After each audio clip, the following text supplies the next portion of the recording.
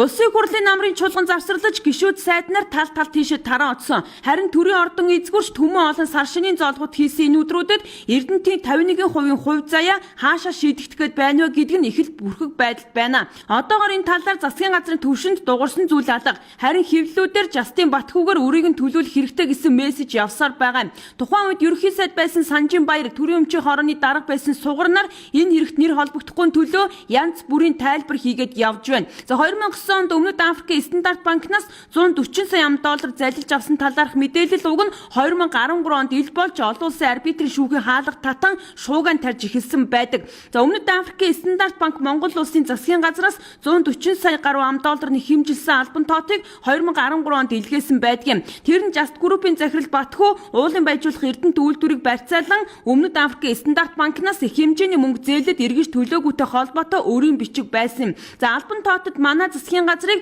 140 сая $1 өрийг барагдуулаагүй тохиолдолд арбитрийн шүүхэд хандна хэмээн Стандарт банкнаас мэдэгдэж байсан юм. Тэр үүднээс Стандарт банкны нэхэмжилтэй маргаан арбитрийн шүүхээр хилцэгдэж Монгол улс ялагдчихад байгаа юм а. За арбитрийн шүүхийн шийдвэрийн дагуу Эрдэнэт үйлдвэрийн зээлээ үлдэгдэл болох 51 сая $1 болон бусад төлбөр нийлээд нийтдээ 109 сая $1 төлөх ёстой болсон. Уг төлбөрийн хүү алданг өдөр бүр өссөөр байгаад өнөөдөр 300 орчим сая $-ын өрөнд орчход байна. Одоогоор манай тал хуульчдын сайн баг бүрдүүлэн Стандарт банктай хүү алдангийг зогсоох талаар хилцэж тохиролцох боломжийг эрэлхийлэх шаардлага тулгарч байгаа. Гэтэл бас л нэгэн мэдээлэл энэ дундуур зүсээд ороод ирлээ. Тухайлбал Стандарт банкны 60% хятадын аж үйлдвэр арилжааны банк болох Industrial Commercial Bank of China нь 770 сая $-аар худалдаад авчихж байна. За үүнийг 2 дугаар сарын 11-нд хятадын бизнесмэнүүд зориулсан салбарын нээлтийн үеэр албан ёсоор нийтэд зарласан байгаа юм. За монголчуудыг цагаан сар гэдэг өөр зүйлд анхаарах сөхөөгүй байх үеэр энэ мэдээлэл хятадд зарлагдсан байна.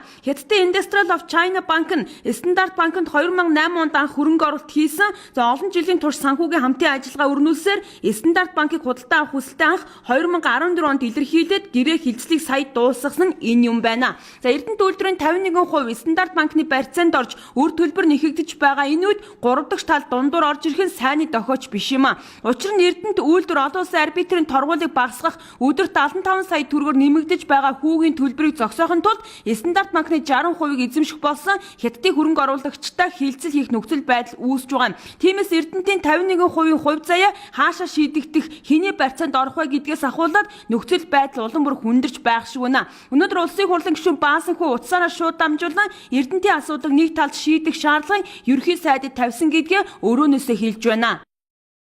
Хэрвээ эсрэг талынхан мөнгө төгрөгөө төлөхгүй байна гэдэг асуудлаас болоод хятадын талд хүсэл тавиад борлуулалтыг зогсоох юм бол энэ үйлдвэр доголдох нэлээд том асуудал үүснэ.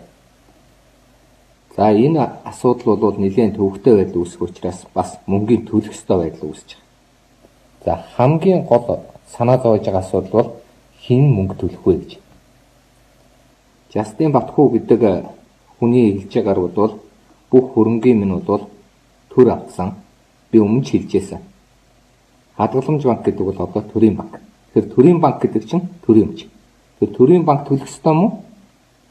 Эсвэл хувийн одоо хүмүүс. За одоо тэр яриад байгаа алтчингийн алтанч гэдэг юм уу? Батхүүч гэдэг юм уу? Тэр үед ардын намын одоо төр барьж яхад хэн ерөнхийлөгч байсан? 2006 онд хэн ерөнхийлөгч байсан? Хэн ерөнхий сайд байсан? 2007 онд. Энэ хүмүүс мэдчихсэн үү? Мэдээж та нар бодож 49% нь Орос, 51% нь Монгол. Нилээн том одоо юу гэдгийг дэмжлэг байхгүйгээр захын хүн очиод ингээд баталгаа гаргаж чадахгүй. Тэгэхээр тэр хүмүүс хариуцлага үүрч төлбөрийг нь төлөх ёстой. Эрдэнчүүд бол цалин мөнгөө одоо яг нэг үйл Эрдэнэт уурхайн ажилчид бол цалин мөнгө бусад энэ оюут толгой болон бусад уул уурхайн компанитай харьцуулахад харьцангуй багадаг. Тэд яагаад цалингаа нэмэлж болдгүй? Энэ ард түмэн өнөөдөр багш нар, эмчнэр цалингаа яагаад нэмэлж болдгүй?